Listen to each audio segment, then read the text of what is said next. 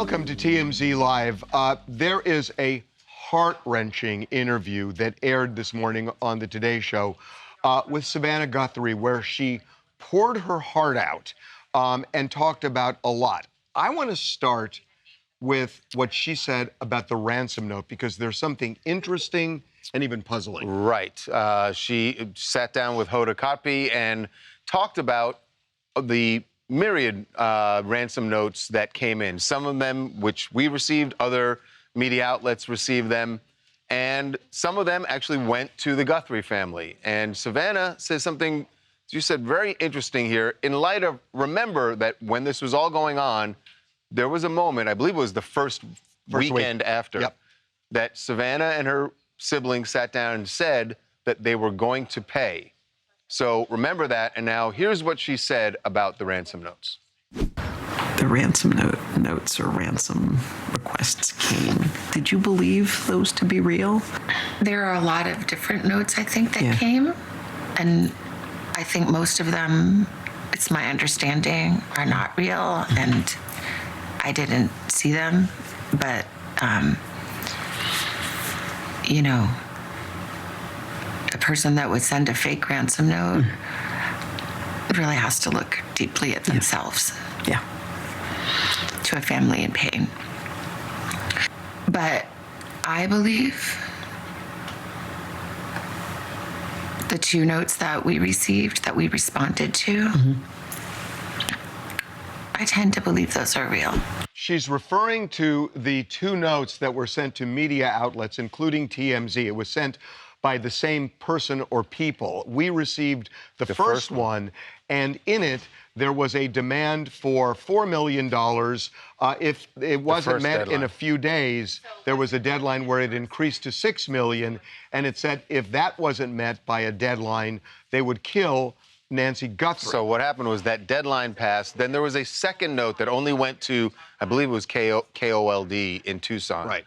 And then after that one, that's when she posted the video saying that they were going to pay. And it was now they hear her say that the same person. And now she's saying they believe. Right, and they believed it. So it makes sense that that adds up with them sitting down saying we are going to pay. But so what happened? We're trying to figure this out. Look, we've been in touch with authorities, including the FBI, and there is something that was said, because we have the Bitcoin address and we've monitored it, and that money was never put in there. So something happened, and we don't know what it is, but something happened where they decided with law enforcement that it wasn't a good idea to pay the money. And we can't answer that, but when you watch this, you just you're left wondering. It sounds like she wanted to pay. It's genuinely perplexing, because initially there might have been some idea that they were conditioning payment on proof of life coming, but the other video they posted sounded like that condition had been lifted, and they were agreeing to take a flyer on paying this amount and hopefully receiving their mother in return. And to this day, she's saying she believes it's real. Yeah, and if she believed it's real, why wasn't it sort of paid? This is not in any way to suggest anything. Not at all. That was an error on the Guthrie family part. No, but there's something we just don't know. That something happened in their communications, either with someone claiming to be the abductors or with law enforcement. There was some communication clearly why, even though she believes, and you heard her say it today, that she believes that those notes were real, but they didn't pay. And she was also, we were in touch with the FBI multiple times, every single day for about 3 weeks after the kidnapping. They talked to our IT to get all the information about all the background metadata that was connected to the letters that we got. I spoke to them countless times, and we could never make sense of this, because frankly, we believed they were real too. And based on our interactions with the FBI, they believed it was real. And I think they do believe that those ransom notes are real. But there is something that we just can't explain. That said, there is such an emotional side to this in terms of Savannah processing why her mother was kidnapped. And she is feeling blame. She talked to Hoda about a conversation she had with her brother about why this happened. When I called him, he knew. He knew. And he said, I think she's been kidnapped for ransom. And I said, Yeah. what? Yeah. Well, why? What? And then, I mean, it sounds so like how dumb could I be? But I didn't want to believe. I just said, do you think because of me?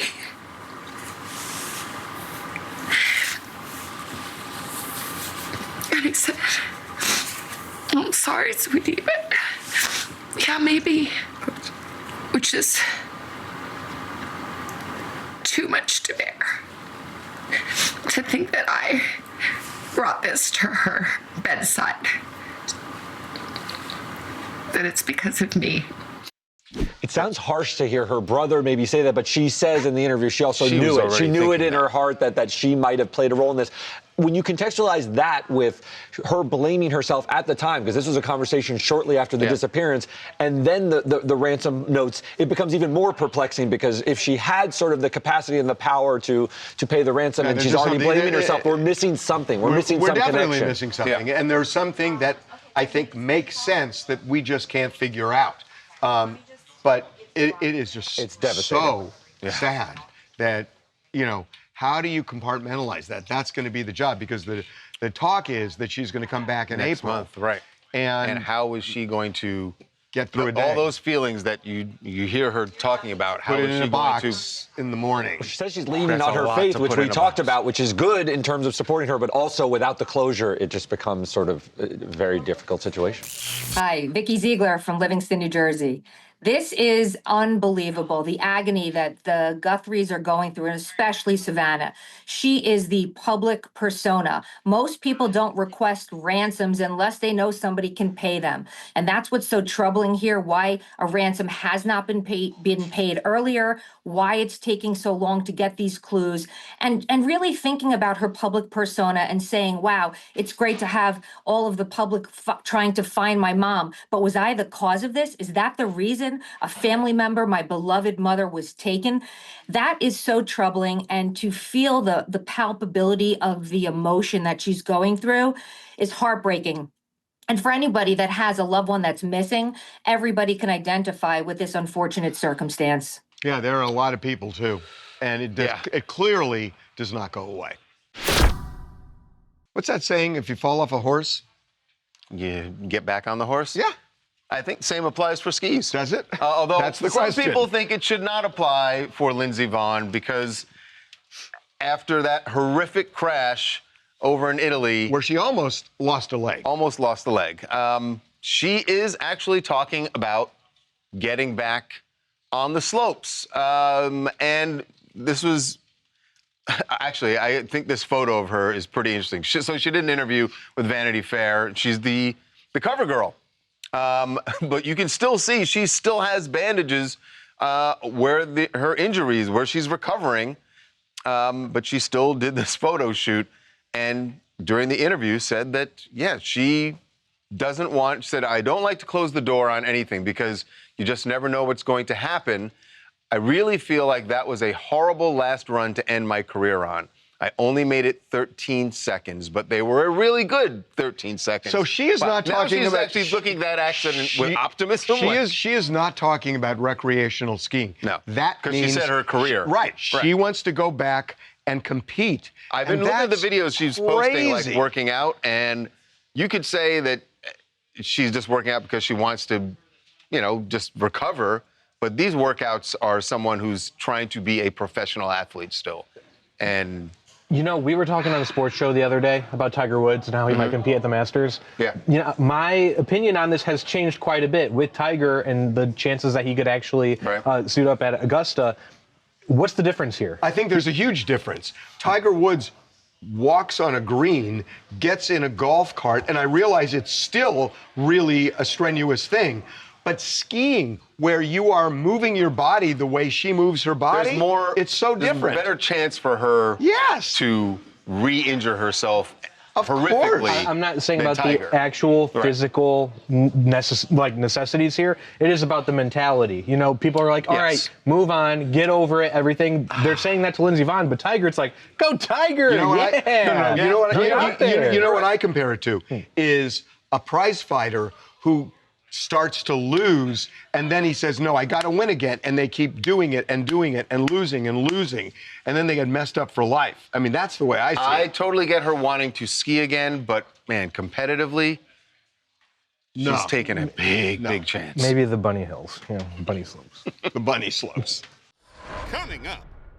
Congress going on vacation, and yet they have not figured out a way to pay TSA officers. We want to highlight how this is impacting people. My last paycheck was February 28th. It was $13.53. So March's rent didn't get paid. April's due now. Be right back.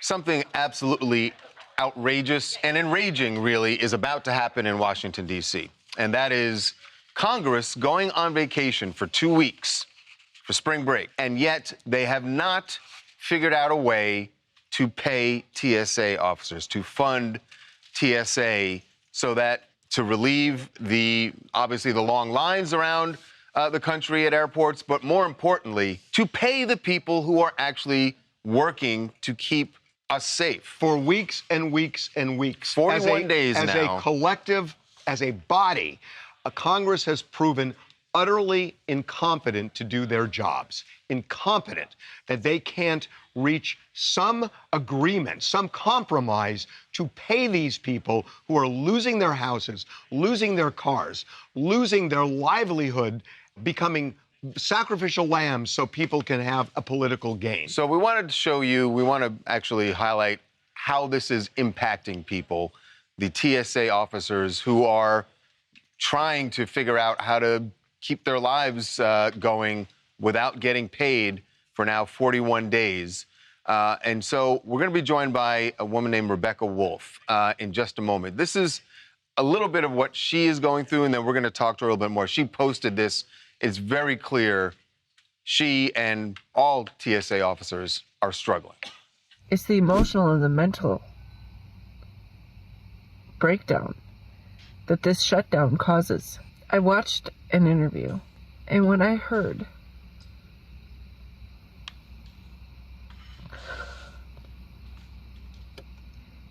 an officer say, we're expected to come to work and smile in the faces of these passengers, while the whole time in my mind I'm thinking about ways to off myself.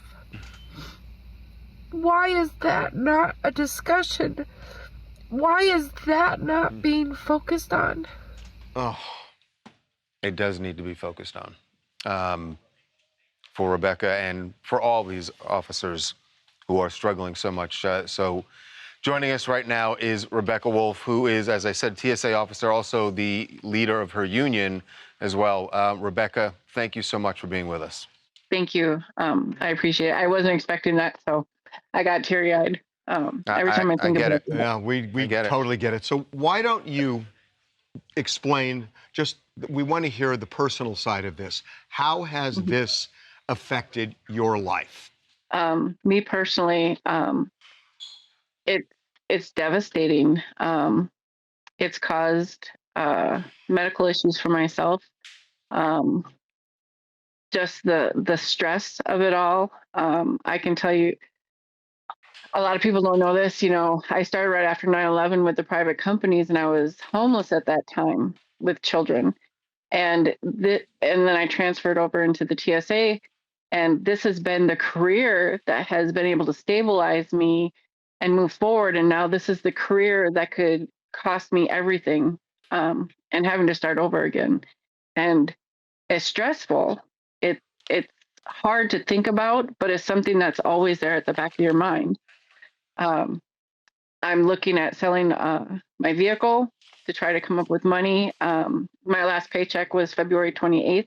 It was $13.53. So March's rent didn't get paid. April's due now.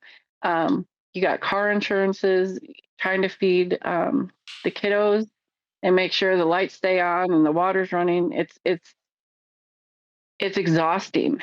Rebecca, are you supporting, it's not just yourself, I know you said the kiddos, you have, I know, 2 grandchildren and 4 children. Is everyone living with you, or are you supporting all those people by yourself? I am. I have 3 adult children that live with me.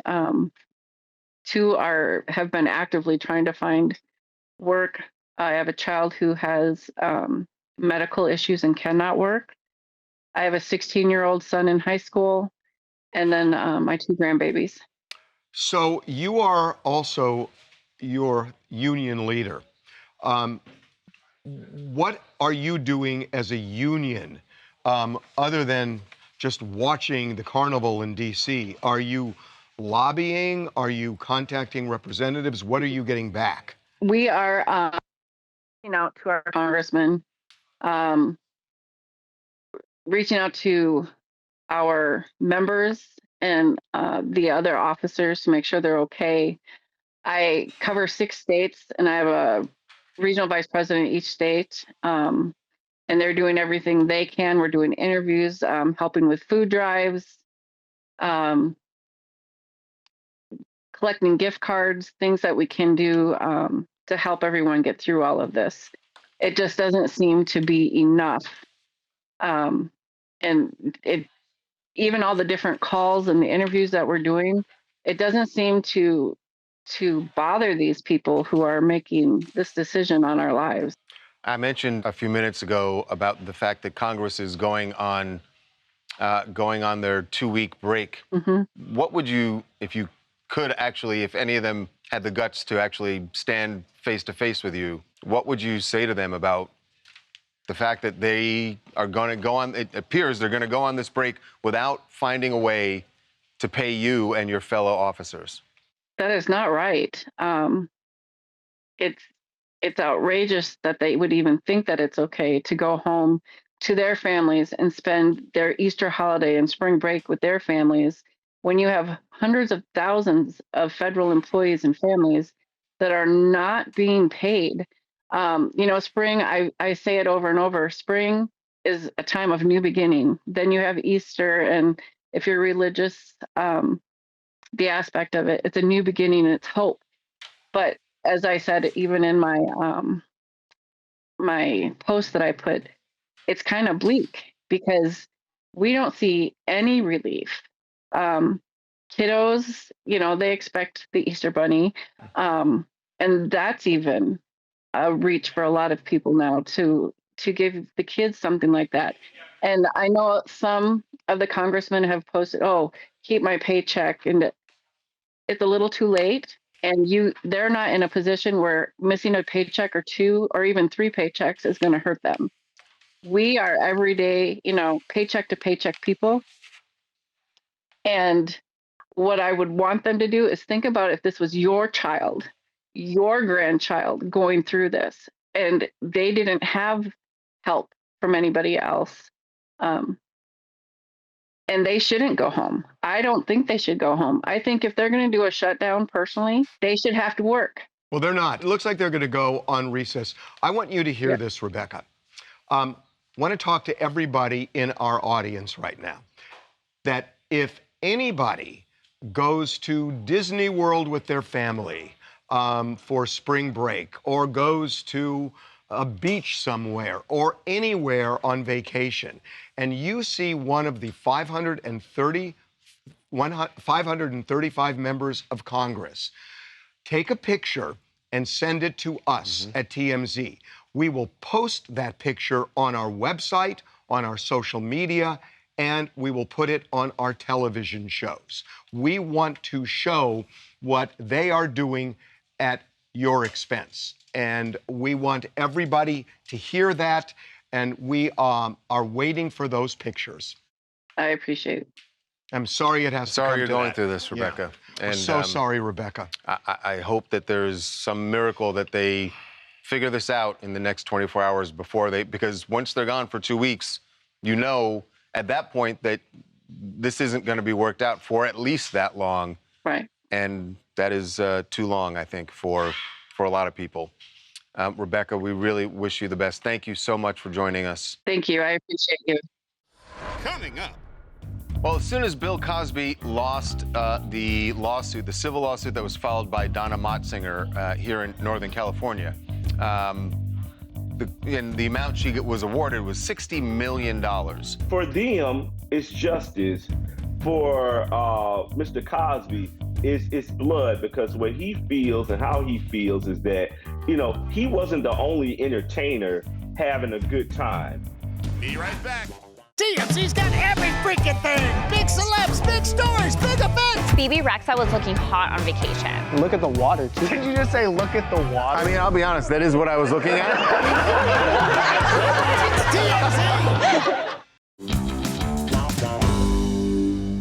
Well, as soon as Bill Cosby lost the lawsuit, the civil lawsuit that was filed by Donna Motzinger here in Northern California, the amount she was awarded was $60 million.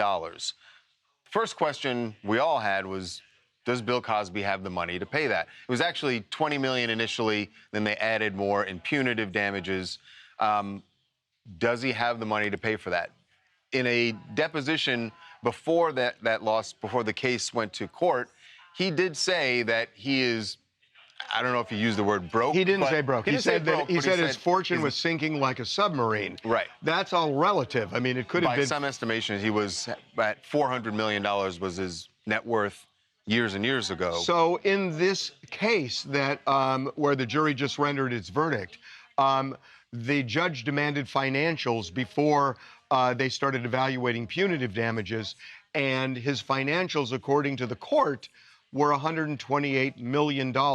So it did sink, but he still sounds like he has got the money to pay. Yeah.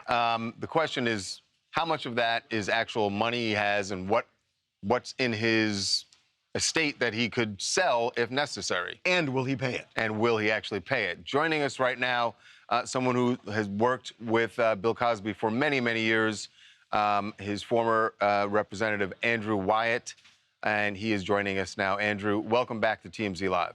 Harvey and Charles, thanks for having me. So, Andrew, he's worth, by all accounts now in court, $128 million. This verdict would represent about half that. So is this something, based on what you know, that Bill Cosby would willingly pay? Well, first of all, this verdict would not represent half. It would represent pretty much all of it, because he would have to appeal it. He would have to put up the $60 million plus 50% of that $60 million. And then while it's on appeal based on California statute, that money would accrue interest daily. Mr. Cosby is not insolvent, just like most of these celebrities, Harvey, and these public figures who have done so many great things with their catalog and body of work. They're more asset rich and cash poor. No, he doesn't have the cash sitting around, but he has the assets. When you look at African-American art collection that was valued at $1 billion, and you look at all of the properties, you know, it's a game of poker. You have to bluff this thing until you find your way out. I think saying you're going to appeal, and you look at Ms. Motzinger, who's 84 years old, her attorneys probably have billable hours that are up in the millions. If you say I'm going to appeal, does she really want to wait, 3.5 years before the appellate court hear the case? So you're saying it's going to settle? Right, it's going to settle. So Andrew, you said that it's like he's playing a game of poker. So he decided to play that game, and he lost. So when you lose, you got to pay up.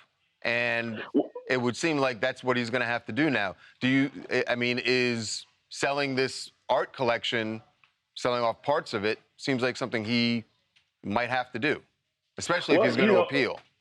Well, when you think about it, Charles, they've been liquidating assets since he went to prison. Mrs. Cosby started liquidating the assets. She started selling the collection. I had a number of people reach out to me wanting to purchase the entire collection for $500 million. And she said, not hardly. I had people reaching out to me in 2015 that wanted to purchase the house on East 71st Street at the time for $80 million. And she said, not hardly. So you mentioned that the plaintiff in this recent case was 84. and that she should settle because of the amount of time it's going to take to appeal.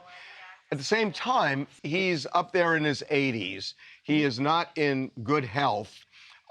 You say that, this is, that this 84-year-old woman should just look at her age and settle. Is Cosby just trying to run out the clock because of the inevitable? Well, look, even if he runs out the clock, Harvey, once the civil suits have been filed and they're pending, they still get to go after their estate. And they're going to go after everybody around him. Look, I was just served by the Merson law firm yesterday to be deposed by Mr. Cosby's accusers at 3 o'clock yesterday. They served me the papers at my home right here. So, yeah, they're coming for blood right now. Okay. Well, you say blood, and they would say justice. Well, it's for them, it's justice. For Mr. Cosby, it's blood, because what he feels and how he feels is that, he wasn't the only entertainer having a good time. And he wasn't the only one kissing back. Having a good time? Is that what? Right. Yeah, that's a hard one to swallow, Andrew. After what we heard in this case in particular. Well, look, I'm not here to be an apologist for Mr. Cosby or anything. I'm no longer on the team. I'm just saying that in that era, in that culture, there was a lot of partying. There was a lot of things going on. Now, he has always maintained that he was innocent of these things, and I asked him repeatedly. So all I could that's not true. I mean, he said that he bought Quaaludes and they weren't for him, and that there has been plenty of evidence that he was slipping them in the drinks of these women. Well, look, I can only go by what I was told and what I was seeing and what I was shown. So as far as I know, he claims that he had the Quaaludes on him, but they asked for the Quaaludes and he obliged them. That's all that I was told. Okay. Well, look, we appreciate you coming on, as always. Thanks, Thank you, Harvey. Thank you, Charles. Have a positive day. All right. Coming up. Some very interesting video now in the case of Puka Nacua, the NFL superstar, wide receiver for the Los Angeles Rams. The bite, he says, sure, I did it. There's a dispute about why he did it. But so we got some video. We got some new video from the night that was in question here. Be right back. Welcome back to TMZ Live. Some very interesting video now in the case of Puka Nacua, the NFL superstar, wide receiver for the Los Angeles Rams. We told you about the case where a young woman that he was hanging out with on New Year's Eve has now sued him and also gone to police to file a report over that bite mark that she claims he did that. Well, he doesn't dispute it. He says, yeah, I did it. She also claims that he made an anti-Semitic remark that night, and he completely denies that. But again, the bite, he says, sure, I did it. There's a dispute about why he did it. But so we got some video. We got some new video from the night that was in question here. This is New Year's Eve. And this is after the bite, according to the information we have. So the young woman who is dancing there or twerking right next to Puka, who is apparently passed out, she is the bite victim, we're told. So he has 3 sheets, clearly, that, he is passed out drunk. So I guess the issue is that people are saying, because he said this was a playful bite and that they were kind of just messing around. I don't know that playful bite, if it's not consented, means much in terms of whether it's a battery or not. And so I don't know that gets him out of that. I don't think it gets him out. And look how serious, look at that. It certainly seems that whoever, somebody here thinks, and I'm sure Puka thinks, that the fact that she's dancing while an hour or so after the bite, it doesn't solve the problem. It doesn't, because unless she says literally bite me and consents to. No, I'm serious. How about just some of her damages though? Because the way you read her lawsuit, and it really, she paints a picture as if she is really affected by this to this day. Now this was December 31st. Right. So it's 80-something days ago now.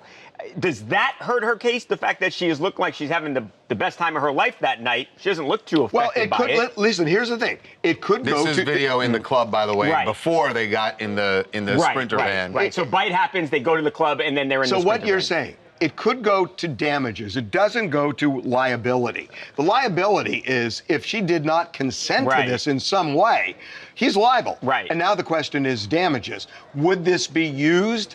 Sure. It would be used before so maybe a jury. It might mitigate how much he has to pay. But it's really all about that moment when he bit her. Right. And what was going on. But he's not as concerned about that as he is the anti-Semitic remark. I'm telling you, because he thinks, because for some reason he thinks that just because he's saying it was done playfully and they were just all joking around, it's all kumbaya. Like that's going to make it okay. Right. And I don't, it's someone's getting some bad advice. Right. Yeah. But he cares so, and I think the reason he cares is because there's some history. Right. It's with the Aiden Ross on the big stream when he did the anti-Semitic trope. He claimed he had no idea what it meant, but he still did Puka it. in the hoodie there with Right, there Aiden, it is. Right. That's the gesture at the center of this thing here. So, they have said he bit her. It was playful. He didn't make the anti-Semitic comment. They've made that very clear to me. Hi, Ashley from Kentucky. I just have to say that video is very telling of the status that he was in that evening. You know, if you've ever been there, you're that intoxicated, you are not aware of your spoken words nor your actions. So I just have to wonder, was she trying to come on to him and he was so intoxicated he took the bait and was playful, as he said? Then the tables turned and he was not as into her, and here's what's interesting about this. What's interesting is that the alleged anti-Semitic remark doesn't really impact her lawsuit. Doesn't impact her at all. And I think what this woman just said is interesting, which is if he's that drunk, how does he remember what he said?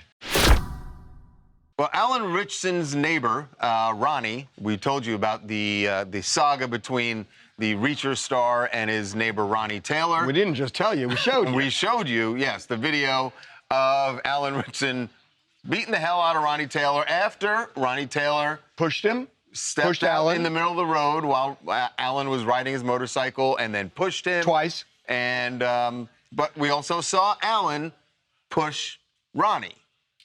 And in fact, he pushed him first. So the police started an investigation and they looked into it and they determined that there would be no prosecution. Mm-hmm. Well, a lot of people started thinking online, were saying, oh, yeah, clearly Ronnie got paid off and that's why this went away. We spoke to Ronnie and he says there was no money exchanged. This has nothing to do with money, and that he, Ronnie, himself chose to walk away from this and to drop all charges. We also wanted to get just Ronnie's reaction to this whole thing and them wrapping up the investigation. So how he puts it is he says the cops reached out to him. He said he never lawyered up, and ultimately he told cops, I don't want to press charges because I don't want to go to court. He said that... And he said that cops told him that Alan also did not want to press charges. Yeah, but here's the thing about that. That's not why they decided they weren't going to prosecute. It's not the reason they put out anyway. The reason the police said, and really the DA, because they both looked at this, the reason that there would be no prosecution is they said Alan acted in self-defense. So that has nothing to do with whether alleged victims are cooperative or not. They're already saying, look, it doesn't matter whether they went to press charges or not. We determined this was self-defense and therefore no prosecution. Right. And they laid it on Ronnie because they said Alan acted in self-defense. Right. Meaning Ronnie was the aggressor. And so Ronnie, it doesn't matter. If either of them wanted to. Exactly. Right. It doesn't matter at all. But at the end of the day, he got his ass whooped in the neighborhood and didn't get a dime out of it. That's a true statement. So, hey, this is Gabrielle calling in from LA. It does look like the neighbor was probably the aggressor based on the footage, but I feel like the reacher on a bike could technically do a little bit more damage. Oh, he could, there's no doubt he could do more damage. Yes. Yes. I would run for the hills. I mean, we can see it it's written all over Ronnie's face what kind of damage he could do. Coming up. Kamala Harris and California Governor Gavin Newsom have some issues, or at least she certainly seems to think they have issues based on her memoir. At least from Newsom's side, he thinks that everything's fine. I don't think, if you read her book, I don't think that's true from her side. Be right back.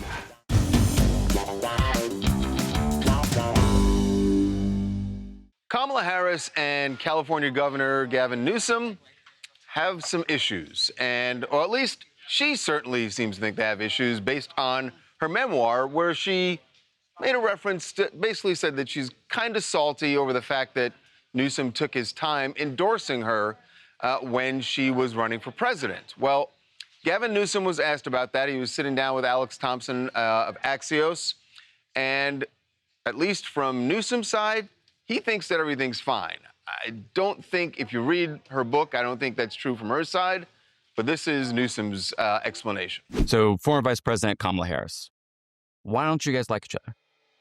It's a preposterous premise of a question, because we absolutely do. You didn't speak at her convention. I introduced her at the convention. It was even more personal. I actually was the one that got enough votes that gave her the nomination, and I had the privilege of speaking in front of the convention. So it was the ultimate affirmation of that relationship. Obviously, she made her way to the state. I made my way to the state shortly thereafter. And so I've always had a relationship in that respect, but I also have known my relationship to that relationship, that when she goes first. She gave me a little shot as it relates to the actual truth of the walk I was on, and I remember texting her back. I said, "Kamala, I've already put out a statement supporting you. They're the last person you need to talk to." But for whatever reason, she added that in. I think it graded some color for the book. Oh, so you're saying that she just kind of ginned it up a little bit just for the book? So if you couldn't see it there, what she said in the book is that when she texted him, "Hey, can you put out a statement?" He said, "Oh, I'm on a hike." Right. And then she didn't and that was hear basically from him. He ghosted her. What did he mean when he said she goes first? Like, she always has to go first. Right. And I'll take the back seat. Right. Yeah, that sounded like it could have been a little bit of a ding. Yeah, now that seems like he's a little salty. Might there be a little jealousy that she got the opportunity to run for president? I could see that. He wants the job, clearly. I think so. They all want the job. Right, and he's clearly gonna run in 2028. So. And the front runner probably, at least for the Democrats. She's not looking real good if she was gonna do it. Coming up. So that old Hollywood adage, actually show business adage, not just Hollywood, about the show must go on. Yeah, there are limits to that, and Rosalía proved it. I've had como big time food poisoning, and I've tried to push it till the end, but I'm feeling extremely sick. Be right back.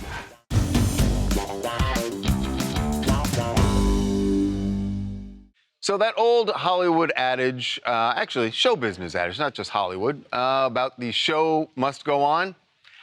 Yeah, there are limits to that, and Rosalía proved it during her performance in Milan last night. Oh, well, her abbreviated performance.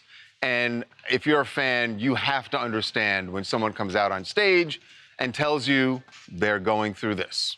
I tried to do this show since the beginning. I've been sick.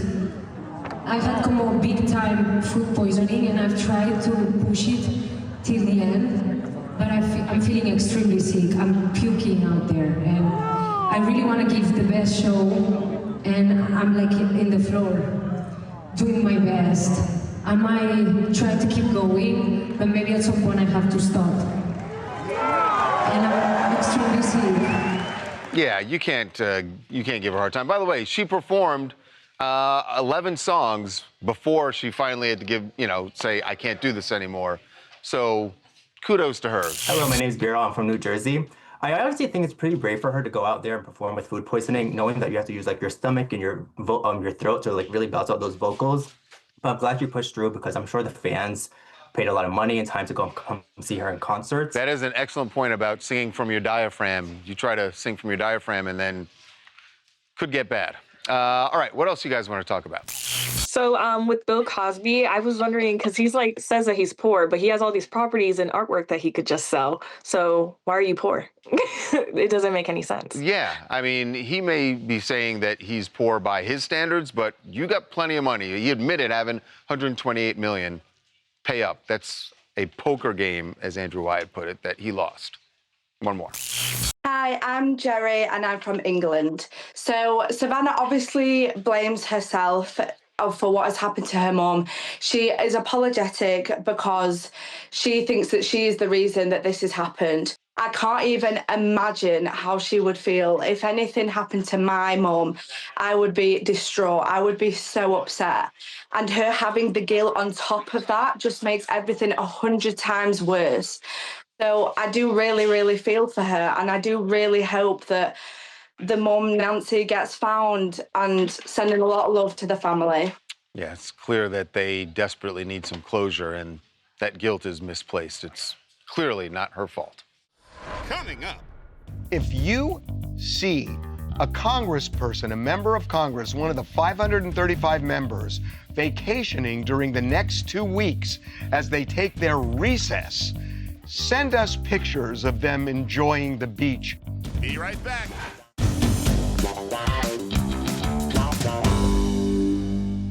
Let's go back to what we talked about a few minutes ago. We're sick of Congress acting like it's the other guy. And meanwhile, you see people like the woman we had on our show talking Rebecca about Wolf and talking about how it has affected everything in her life, including her health, that she's losing her car, she could lose her house. TSA officers are struggling right now in a really bad way. If compromise won't work, maybe shame will.